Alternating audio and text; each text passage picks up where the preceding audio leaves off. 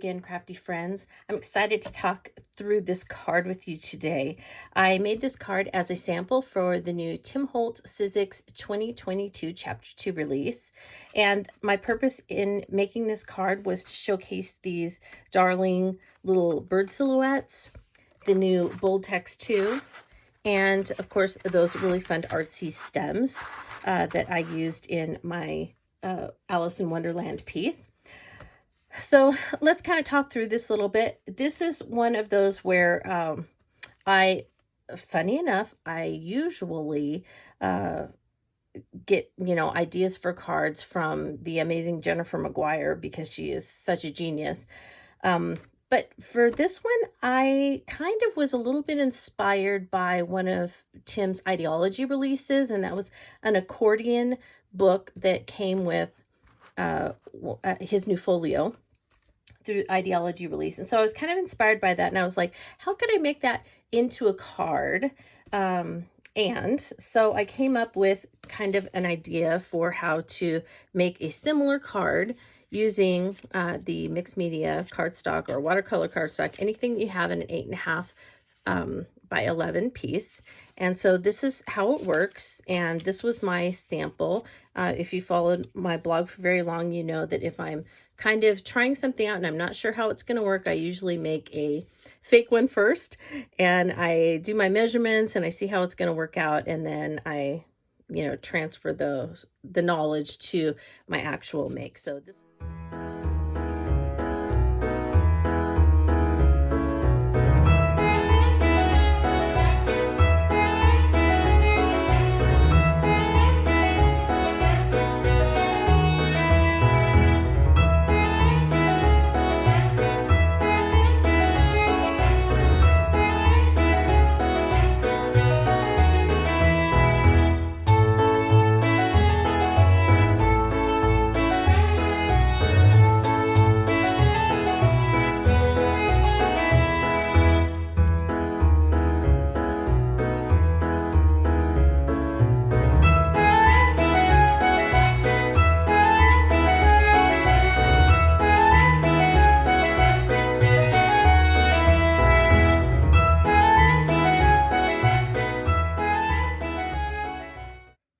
makers, I was not happy with the way that I explained how to cut, score, and make this card in the video that I shot quickly before I sent the actual card to Tim and Mario. So I don't have the card with me, but I wanted to re-tape the tutorial part about how to build the card. And so that's what I'm going to do right now.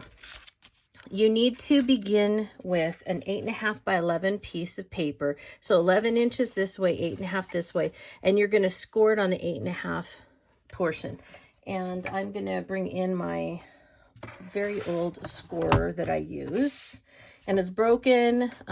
So thankfully I don't really score much beyond that. But what you'll do is take it 8.5 by 11 area, and you want to score it at 1/2 inch. So for me, 1/2 inch is right there. So I score it. This is my scoring blade. So I scored at 1/2 inch. Then I want each of my sections here to be 3¼ inches wide, so that when I fold it, they're all 3¼ inches wide. And when I put it on the card, there will be that little bit of a reveal. Okay, so in order to do that, I'm sure if you have a big scoring tool that you could do this, and figure out what the numbers are. But for me, this is how I do it because this is what I have. So you want to take the 1/2 inch that you scored, and I move it over to 3/4 inch, which is right here, and I've marked it right here so that I don't have to look for where it's at. So I'm going to move my 1/2 inch score mark over to the 3¼ inch mark, and I'll show you that again. Okay, so it's at the 3¼ inch, and then I'm going to score it there, and then I'm going to take this score line and I'm going to move it over to the 3¼ inch mark. Okay, so I have it there, score it again, and then I'm going to move it over one more time to the 3¼ inch score mark and score it one more time. And what that will leave me with is a 3/4 of an inch flap on this side. Now you may say to yourself, well, why did she do that? And why did she leave flaps on both sides and not just start with 3/4 of an inch, 3/4 of an inch? Well, you could do that, but what you end up wasting is half of your paper. So you need a flap on both sides. Just trust me on that, okay? All right, so that's it for our scoring. So now I'm going to put my funky little scoring tool away.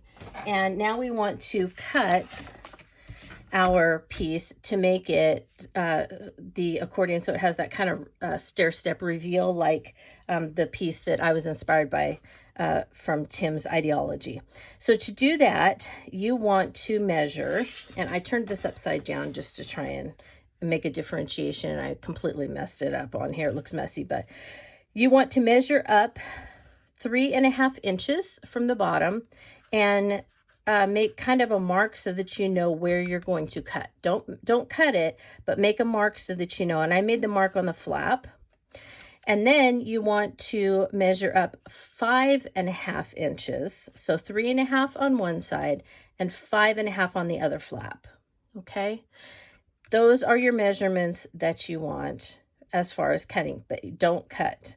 And for me, I kind of messed up and I marked in here, but you do not want to see the mark on this paper. Otherwise you won't be able to use it. So keep it on the flaps. Then take your cutter and you want to line up, and you kind of have to do this a little, it's just a little awkward, but not too badly. All right, so this is going to be hard to see, but I'll try and show you. So if you look, I have the 3.5 inch mark right here on the line. And then if I move it this way, you should see that, well, I had it. I have the 5.5 inch mark on the top line. And so I have it kind of a little askew to be able to get those marks on the line. But then you're going to hold it, cut, and you should end up with two pieces that are similar. One is a little bit taller than the other, and I suppose if you want them to be completely even, exactly even, you could go 3.25 by 5.25 and cut it that way. But anyway, this is what I chose to do when I was making my original card, so I just went with that for this situation. Then you want to cut a piece that is out of the same type of paper. So I made two background papers that were, you know, out of the same colors so that I could have one with the scoring on it, and then one for the back pieces. And so I guess if you're doing two cards, you would want to cut two of them that are 3.25 wide by 6.25 tall.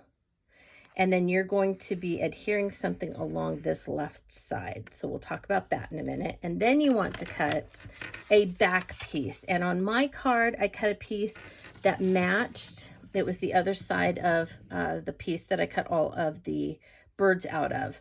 And so because this was a piece of watercolor paper that I had colored, and then I cut it in half to cut the birds out, I used the other half to make my card base. Your card base should be 3.5 by 6.5 tall. And this is just the backing. So you don't have to color the back if you don't want. You can leave it white. But as you can see, this is going to have a little bit of 1/8 of an inch reveal all the way around. Okay, let me move this.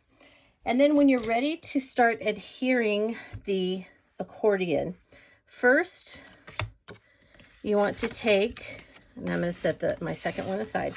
You want to take one and you want to fold it the way that you want it. So this flap is going to eventually be attached to this side of my card, like this, okay?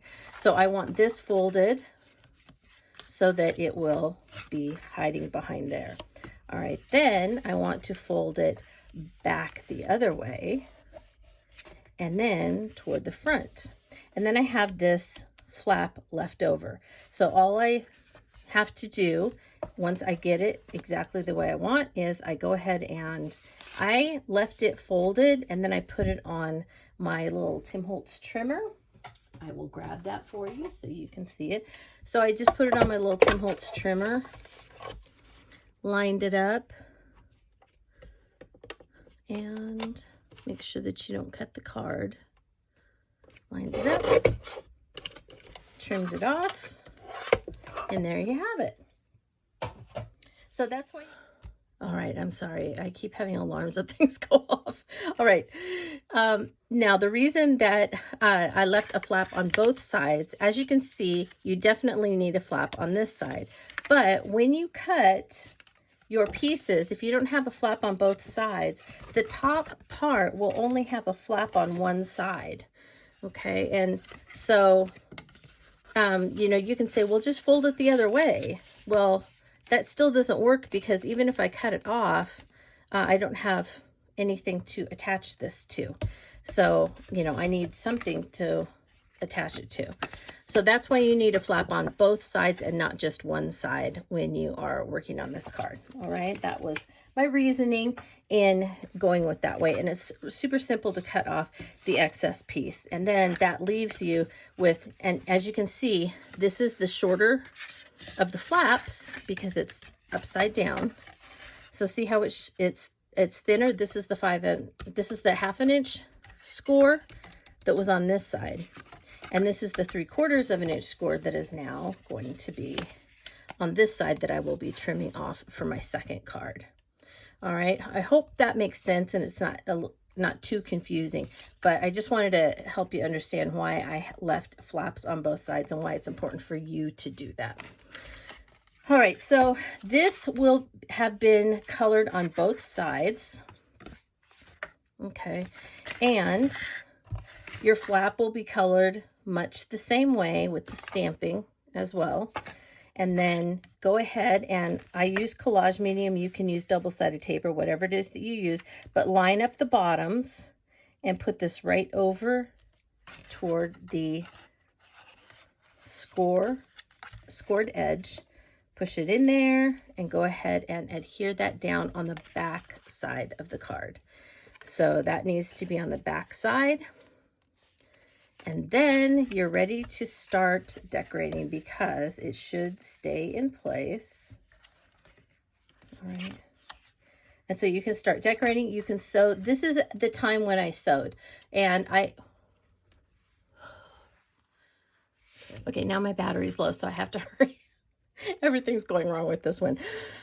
I will get this done and I will get it posted today. All right. So once you have this adhered here, you can then sew before you do that. My only thing that I would tell you about when I'm sewing, I do not use double-sided tape, glue dots, any adhesive that is really, really tacky like that. Collage medium is fine, art glitter glue, any of those that dry and they are not sticky adhesives. Even my favorite scrapbooking adhesive is Tombow Mono Multi.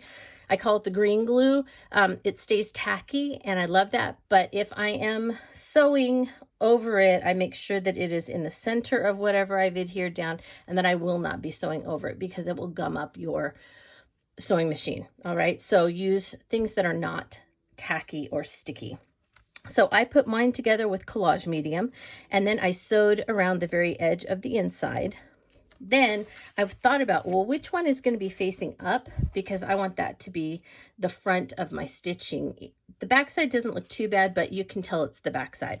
So then I turned it over and I sewed this side and the back will automatically sew when you do that. Okay, so you can see how the back looks just a little different.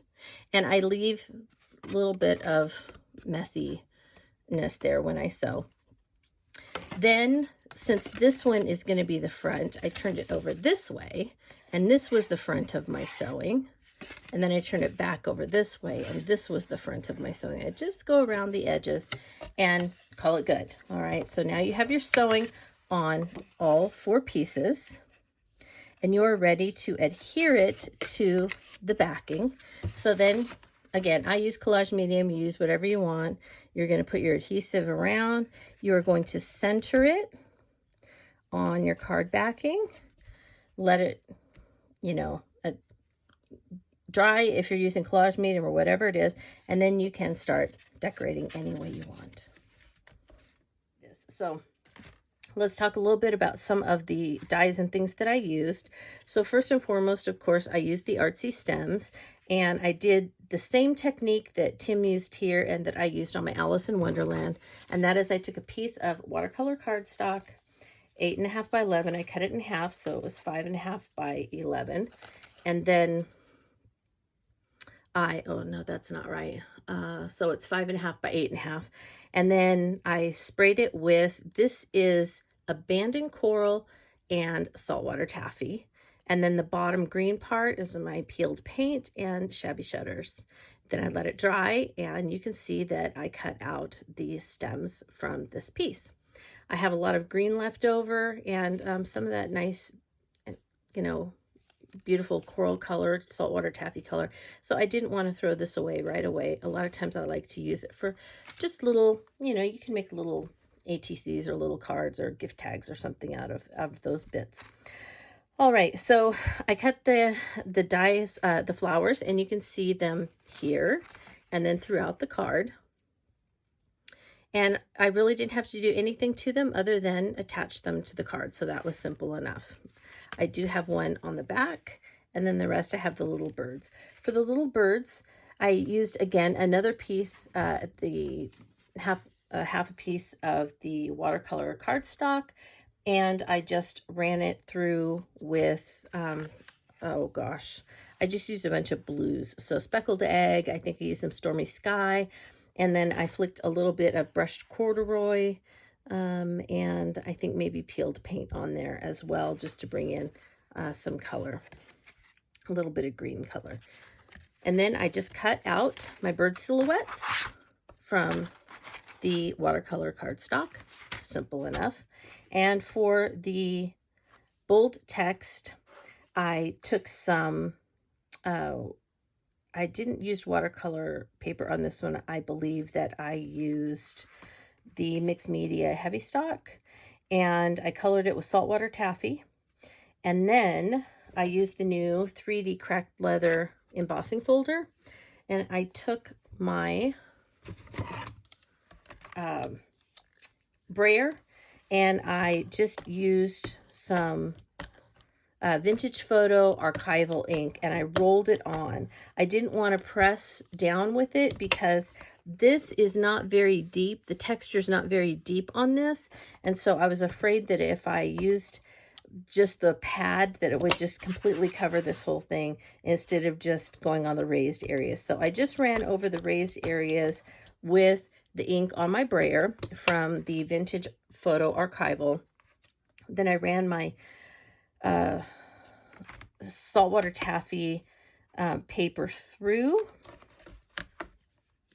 my machine and 3 times, and then when I took it out, you can see that it had this bit of the vintage photo on there to give it kind of that cracked leather texture on both of them. And I found that when I did it, depending on where it was, which I always love this about Tim's embossing folders, is that you're going to get different areas that are going to have deeper texture than others. And so I found that some of them, it was a very light texture, and others, it seemed like the texture went a little bit deeper. So that was kind of cool how it came out a little bit differently on both of those.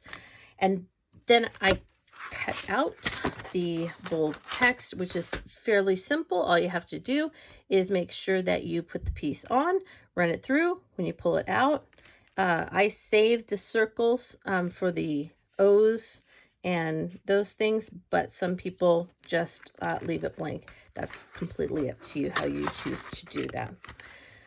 So I picked Choose to Shine, and I picked You Got This so that I could send this as an encouraging letter to someone. The last thing that I did was with the insides. I wanted to have all the little birds and all the flowers in there leading up to the You Got This. So I used a few of the snippets, and I used Learning to Fly, Challenge the World, and Now is the Time. And so I could give this to someone as just an encouragement card, and I left plenty of places for me to write something to them should I want. All right, so that's how I made this little accordion card using the bird silhouettes and the Artsy Stems and the bold text too.